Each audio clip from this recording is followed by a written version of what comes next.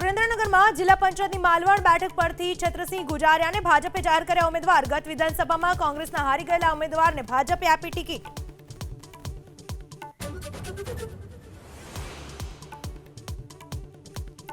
ઉનામાં ભાજપમાંથી ગાયિકા રાજલ બારોટ ભરશે form. Ward number 7 માં નોંધાવશે ઉમેદવારી। જાણીતા ગાયક કલાકાર રાજલ બારોટ હવે રાજકીય મેદાને।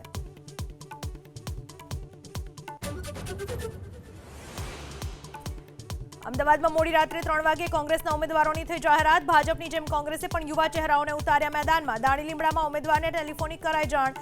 એનસીપીના નિકુલ તોમરને કોંગ્રેસે કુબેરનગરથી ઉમેદવાર જાહેર કર્યા।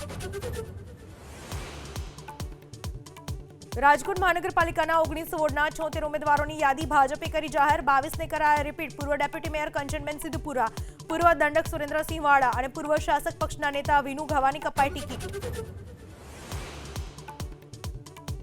અમદાવાદ મહાનગરપાલિકાના ભાજપના ઉમેદવારોનું લિસ્ટ જાહેર। 37ને કરાયા રિપીટ। દેવાંગ દાણી, દેસાઈ અને બારોટ રિપીટ। પ્રિતિશ મહેતા, વિરલ વ્યાસ સહિતના કપાયા પત્તા।